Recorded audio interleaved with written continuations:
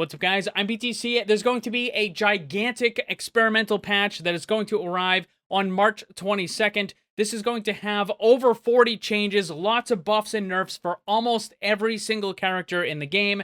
The purpose for this experimental patch is part of a community tournament that Blizzard is going to be running. Now, whether or not all of these changes are going to be put into the live game is kind of up in the air. I have a feeling that maybe one or two of them might get looked at officially and then added to the game. But for the most part, these are just kind of player-made, fan-made, suggested changes, and this is not coming from Blizzard's design team, but rather from Overwatch community people. Something important to note about these changes is that they are entirely focused on GM top 500 and pro level, with absolutely no consideration whatsoever for the other 99% of the player base, which isn't a very good idea from a business perspective if you're trying to sell video games, because you could have the GM and the pro level perfectly balanced, but if the average player is constantly getting frustrated with balance issues because you just ignore them, then they're not going to want to keep playing your game, or they're just not going to buy the game in the first place. So while it is true that you generally want to balance the game around the upper bracket, where the characters are going to be used optimally, you don't want to ever do this so that it's detrimental to the other 99% of your player base. It's just not a very smart business decision. And from this, you can see that almost all of these changes were done in such a way where it's focused on the GM, and they don't care if the rest of the game is unbalanced. That's not important. They're only focused on the pro level, and again, from a business perspective, if you're trying to sell video games, you don't want to frustrate and just annoy the average player. Not a good idea. And with that, let's get to the list of the changes. First up is going to be Ana, who's getting a buff for some reason, even though she is the most used healer in the entire game by quite a bit. Granted, she's not the #1 used healer in GM. I think she's like the 3rd most used healer, but she's still the 7th most used character in GM. The point is that Ana is getting used quite a bit in all the ranks, and it's just kind of weird that she would be getting a buff. Max ammo increased from 12 to 14, and then the other thing is that Nano Boost can be used on Ana by hitting the interact key. This is something that people have been asking about for a very long time. Ana can already do this in a couple of the arcade modes, and really, you're going to want to use Nano Boost on a teammate the overwhelming majority of the time, but there are going to be a couple of situations where you might want to use it on yourself, and why not just let the player decide? There's really not much harm to that. Next is Ashe, who's getting a nerf to dynamite damage reduced from 100 down to 90. Ashe outperforms McCree and Soldier 76 in almost all situations, so this is just trying to bring her damage down a little bit. Next is Baptiste, who's getting a couple of nerfs. Regenerative Burst healing reduced from 75 to 65, and Immortality Field no longer protects teammates to a minimum of 20% health. Instead, it would be changed down to 1 health. So what this is going to do is just make it a lot more dangerous to sit in the Immortality Field and wait until it wears off. Right now, you have a good amount of a little health left, and you can just kind of sit there, but if it was brought all the way down to 1, then you're not going to be able to just sit in the Immortality Field. You're going to be forced to take cover a lot sooner than you would currently. And this is kind of an interesting idea, but a much better solution would be to swap Amplification Matrix and Immortality Field, because Immortality Field already functions like a defensive ult anyways, and it's got a super long cooldown, which is kind of dumb because the game is fast-paced and you shouldn't have cooldowns that are that long. Just make Immortality Field a proper defensive ult, make Amplification Matrix a normal ability, and I think it would be more interesting to use Amplification Matrix on a regular basis anyways. It would just be cooler, and you would be able to do a lot more fun stuff. It would just be more interesting and more engaging for the players to have Amplification Matrix. Obviously, you're going to have to nerf it a little bit, and might even have to shrink it back down, but the point is, Immortality Field is basically a defensive ult that is pretending to be a normal ability, so why not just swap it and make it a proper defense ult to begin with? Next is Bastion, who's getting a buff. Self-repair increases movement speed by 25% while in use. This is an interesting way to change the character. However, it is completely and utterly worthless because Bastion is a fundamentally broken character in the game. The way that the character functions simply does not work, and it does not mesh and synergize with the rest of Overwatch's game design. Bastion needs a full rework. There is no two ways about it. And anything short of that is just a waste of time.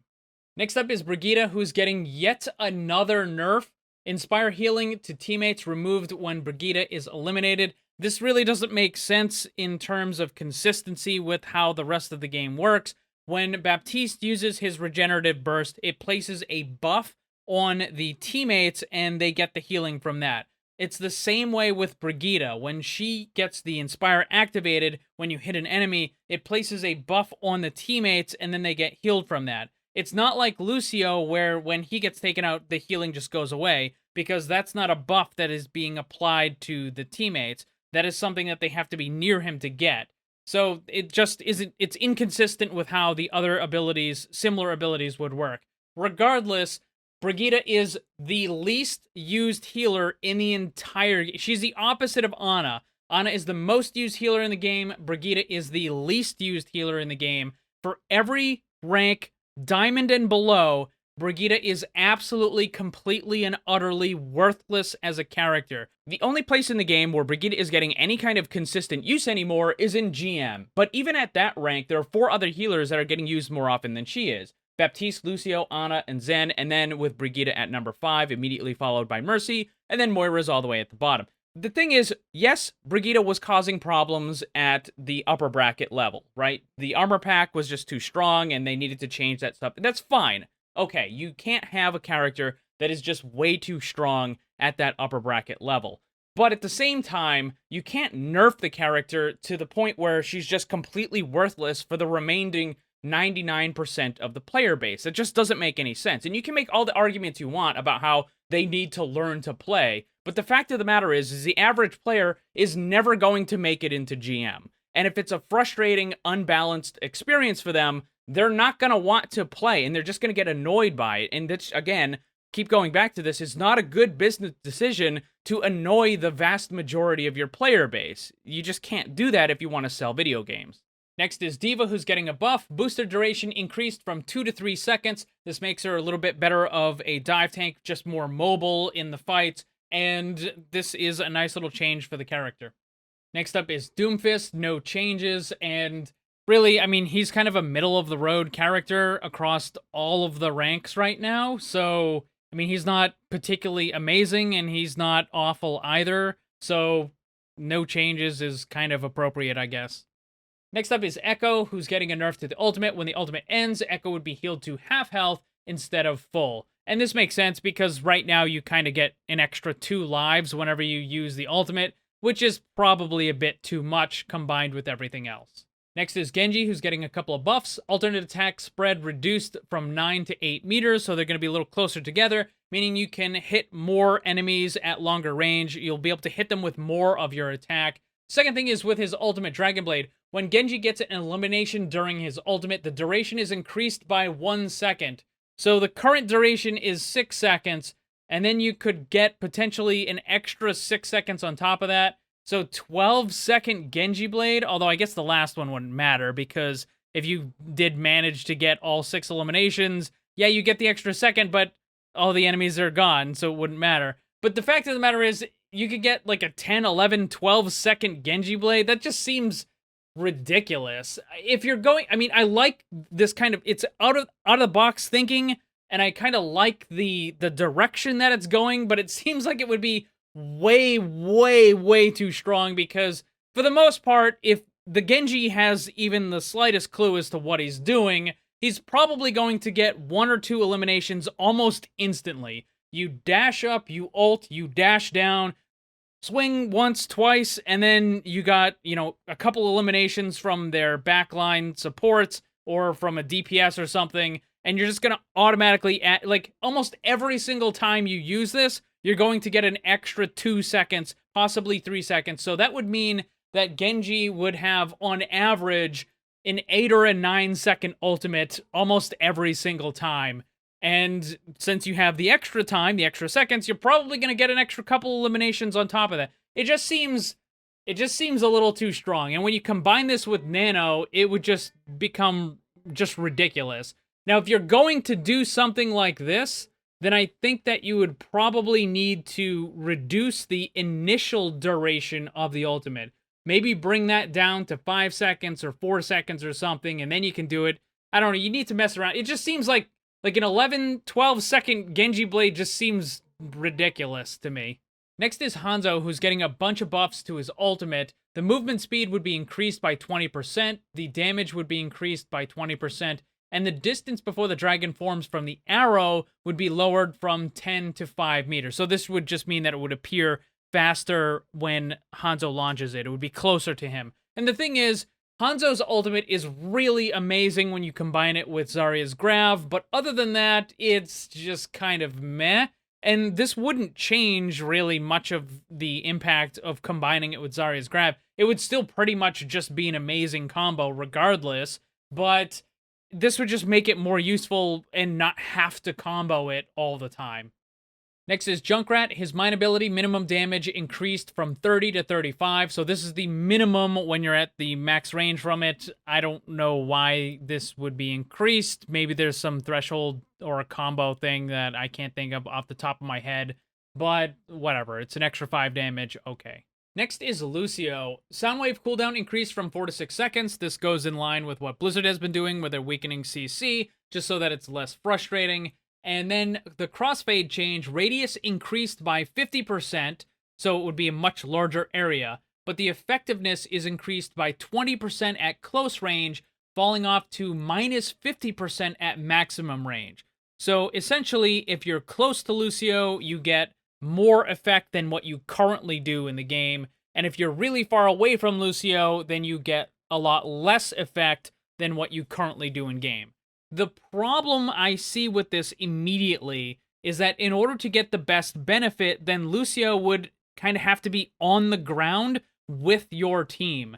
And that's kind of what bad Lucio players do. Like, the good Lucio players are going to be kind of on the wall. I'm not talking about people that just kind of like go off and do their own things, but I'm talking about players that are constantly moving around the area and on the walls and kind of jumping off stuff and this and that, making themselves harder to hit, that sort of thing. So when you're doing that, if now this change went through, you would be less effective than you currently are.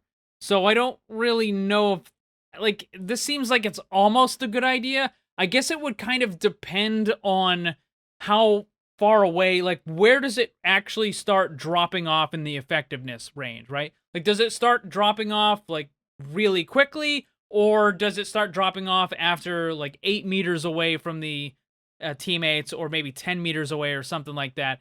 If that's the case, then it might be all right, but it just seems like with this kind of a change, you'd, as a Lucio player, you would have to stay on the ground with your team, like right next to your team all the time. And that doesn't really seem like all that optimal of a Lucio play. Next up, McCree, no changes. I mean, he's doing pretty decent across all the ranks right now, so all right, no changes. Next is Mei. Max ammo increased from 120 to 140. Okay, I guess. I mean, she's already gotten a whole bunch of buffs recently as well, but really, this character needs to be moved into the tank role anyways. Next up, Mercy. Killing blows reset Guardian Angel cooldown. It doesn't say eliminations or assists. It says killing blows. I don't know if this... Does this mean that Mercy has to be the one to deal the damage? I don't know if this was just put here incorrectly, if it was supposed to be eliminations or whatever, but I don't know. This just... Like, is this supposed to be a meme or something? I don't really get this. This is just kind of like an odd thing to add. Next up is Moira, who surprisingly didn't get any changes. I thought they were going to add nerfs to this one. She's kind of in the same situation as Brigitte, where the character is kind of simple to play, and this makes it difficult to balance for both the upper and the lower bracket. Really, I think that Moira probably needs some kind of bigger changes beyond just more or less healing or increasing or decreasing cooldowns. I think they need to do kind of a mini rework on the biotic orbs in order to make the character a little bit better in order to balance for both upper and lower bracket. Orisa, Protective Barrier, is getting both buffs and nerfs. Health increased from 600 to 700, but also the cooldown was increased from 10 to 11. I don't know how I feel about this one. I would kind of rather have Orisa focus on the Fortify instead of the Barrier. Though, again, here's another thing to keep in mind, that when Overwatch 2 comes out, all of the characters in the tank role are going to get a rework anyways. It may not be like a full rework, it might be like a mini rework or something. So how Orisa works right now is probably not going to be the exact same way that she works in Overwatch 2. So the changes to the tanks right now might be kind of pointless anyways. But I don't know, this one just seems kind of whatever. Next up is Pharah, new passive. Damage taken while airborne decreases by 5%, and damage taken while on the ground increases by 10%. So this is kind of interesting, and also kind of dumb. So the first part of it, where you get the decreased damage taken while in the air, is interesting, and I like that, and it kind of works with the character, where when you're in the air, you're going to take a little bit less damage. Okay, that's fine. But making her take an extra 10% damage while on the ground just doesn't make any sense. You're trying to solve a problem that doesn't exist. There isn't some massive influx of Pharah players that all want to stay on the ground. That's not a thing, and you don't need to try to solve that problem. Secondly, 10% extra damage is just absurd and completely unnecessary. So you're already, if you're playing as Pharah, you want to be in the air as often as possible, just because it gives you a better position over the enemy, and it gives you better line of sight and all that sort of stuff. So you're already at an advantage when you're in the air. So having the passive give you the extra little damage resistance, the extra 5% damage reduction when you're in the air is nice, but taking the extra 10% when you're on the ground doesn't make any sense, because players are already trying to avoid being on the ground as much as possible, and it just, I don't know, like, again, you're trying to solve a problem that doesn't exist. So this new passive would be good, the first part, but that second part is just dumb, and it's not necessary in any way. So just get rid of the second part of it, and then this would be a good passive. Next up is Reaper, Shadow Step voice line removed. This would be a pretty significant buff to the character, because right now when you use that ability, every enemy within 100 square miles immediately knows exactly where you are. So this would allow the character to be a little bit more sneaky, and to get into that backline to start dealing damage before the enemy knows you're there. Also, little bit of a side note here, some people still believe that certain character skins don't make noise. That's not true. The enemy will hear you no matter what character skin you're using. But this would be a pretty nice change for the character. Next up is Reinhardt, Earth Shatter for the stuns that are closer targets for up to 3 seconds, and then at max range, the targets would only be stunned for 2.5 seconds. So basically, if you're really close to Reinhardt, then you get an extra half a second of stun. Okay, I guess. I mean, it's not really going to have that big of an impact, I don't think, but alright. I mean, it kind of makes sense, sure. Next up, both Roadhog and Sigma not getting any changes, which is a little surprising. I was expecting Sigma to get yet another nerf, because people are always whining about that character. Though, I do think that they probably need to change Sigma at least a little bit, because right now he's got a pretty good stun, he's got a barrier, and he has a kind of small defense matrix type thing. He just does so much stuff, and it seems like maybe it's kind of like the opposite of Brigitte and Moira, right? Like, Sigma does too much stuff, and maybe they need to kind of focus on one thing or the other. But like I said, also, Overwatch 2, the tanks are getting changed anyway, so kind of doesn't matter. We'll have to wait and see till Overwatch 2 what the tanks look like. Next up is Soldier 76, who's getting a couple of interesting changes. It has to do with the Helix, so now you can hold 2 charges, so just like what they did with Junkrat a while back. The damage for each of the Helixes was reduced from 120 down to 80. Now, it's going to be split between direct damage and splash damage, but now the new ones would do 80, but because you get 2 of them, it's a total of 160. And also, the self-damage would be reduced from 50 to 40. I think this would be a definite benefit to Soldier. You would be able to use them more often, secure more of those eliminations. There would be less kind of wasted damage, because a lot of times when you use the Helix in order to finish off an enemy to get the elimination, there's a lot of extra wasted damage. Like, if they only have 50 health, or if they have 70 health or something like that, you use the 120 damage on them, then you know, you just wasted a bunch of that damage. But if you only have the 80, then you're not wasting as much, right? Is kind of what I'm getting at. And if it doesn't happen to be enough, then you can always use another one. So I think in the vast majority of situations, this change, where you get 2 of them at slightly less damage, is going to be better. Next up is Sombra. The hack activation time increased from 0.65 seconds up to 1.15 seconds. The duration increased from 5 to 6, and the translocator cooldown triggered when used or destroyed as it used to be, and is reduced from 6 to 5 seconds on the cooldown. I don't like these changes at all. First of all, you're making hack last longer. It's already a frustrating ability, right? Not being able to use any abilities for 5 seconds is already pretty annoying. Making it 6 seconds is even worse. So I don't really think that's a good idea. Like, people are just not going to like that. On top of it, you're just, like, these changes would make Sombra even more of a situational character. She's already one of the least used characters in the entire game, and already incredibly situational, and this is just going to make her even more situational. These just, no. What I would do the exact opposite of this. I would reduce the activation time of the hack, and then I would also reduce the total duration of it. So you can use it more often and more reliably, sure, but the other player, it's not going to be as frustrating for them because it would only last 3 seconds or 4 seconds. Like, if all of your stuff just gets shut off for 3 seconds, that's okay. Like, yeah, it's going to be annoying, but, like, you can deal with it. But I don't know, having all of your, like, not being able to do anything for 6 seconds, that just, I just don't, that just seems too annoying to me. Next up is Symmetra. Turret travel speed increased from 15 to 20 meters per second. That is absolutely worthless. This is not going to change anything. Symmetra is still a garbage character and needs a rework. Next up is Torbjorn. I like this change, and I think this will make the character better for both the upper bracket and the lower bracket at the same time. So you can hold 2 turrets, and the damage and the health of the turrets has been reduced by 40%.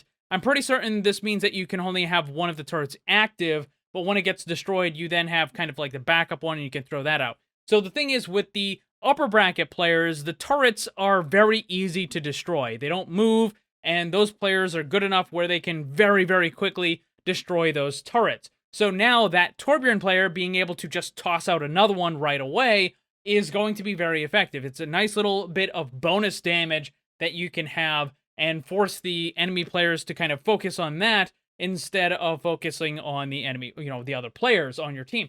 And for the lower bracket, lowering the damage and the health of the turrets is also going to be very good, because those players in the lower bracket tend to have a little bit more difficulty dealing with the turrets and destroying them. So if they're just weaker in general, then they're not going to have as much of a difficult time dealing with them. So I like this change, and it will positively benefit both lower and upper bracket at the same time. Next up is Tracer. Health increase from 150 to 175. Recall cooldown increased from 12 to 14 seconds. Tracer is unbelievably powerful when used by a highly skilled player, and it can also just be really frustrating to deal with the Tracer, who is able to just recall, get full health back, and then just escape, or to re-engage almost a second or two later. So this just looks like they're trying to make it so that while she does have a little bit more of that base health, she's not going to be able to just fully and easily escape as often as she used to. Next up is Widowmaker. Venomine damage increased from 75 to 120. Duration changed from 5 to 6 seconds. And then the radius increased from 3 to 4 meters. Okay. I mean, it's a pretty lackluster ability. I guess this just makes it less bad. But, I mean, I'm not exactly excited about these changes. Next up, Winston. Armor increased by 15, but health reduced by 15. His total health would essentially be the same. You just have a little bit extra armor instead. Okay, I guess. Next is Hammond. The player size reduced by 15%, ammo reduced from 80 to 70. Claw cooldown increased from 5 to 7 seconds, and the adaptive shield no longer prevents enemies from generating ult charge. Okay, so the size and the claw changes kind of offset each other. The ammo is just gonna have to reload a little more often. The thing that I would be concerned about, though, is the adaptive shield granting ult charge now, because this would kind of be the same situation as Roadhog, except worse. Because you would have Hammond with, what, 900 to 1,000 health, and the enemies would just, I mean, you would get so much ult charge off of that. The Hammond going in by himself, one time, you're going to give the enemies DPS like 50, 60, 70% ult charge. And I don't know, it seems like it's a little too much. Again, once we get Overwatch 2, this is going to change anyways, because in Overwatch 2, there's going to be a tank-wide role passive, where they just don't give as much ult charge as the other characters, so that's kind of something to keep in mind. But if they change it like this, and now you just get adaptive shield gives full ult charge, I don't know, that it seems like the enemy team would just build ult charge way, way, way too fast off of that. Next up is Zarya. Projected barrier range increased from 30 to 34 meters. That's a nice little buff, but not really much to talk about. Next up is Zenyatta. Transcendent speed multiplier increased from 2 times to 2.3 times. I don't know where the extra 0.3 came from. It just seems a little arbitrary to me, but I guess this just means that Zen, during ult, you can move a little bit faster, so that if your team is spread out, you'll be able to get to each of your team members and heal them up a little faster than you currently could, I guess. I mean, it's okay. And that's going to be all the changes. This video turned out to be way longer than I expected. Congratulations if you made it all the way here. Remember that these changes are being made to an experimental card for a special community tournament, so not all of them are going to be actually put into the game. Maybe a couple of them might. Blizzard might review them and say, you know, maybe that's a good idea, and they might put it into the game, that sort of thing. But for the most part, these are just going to be limited to that special community tournament. What do you guys think about all of these changes? Let me know down below. A big thanks to all the Paragons and other channel members for all your support. If you'd like to become one and grab some cool rewards, click the join button down below. Also, if you enjoyed the video, drop a like before you leave. And remember, always, always blame the controller, because it's never your fault.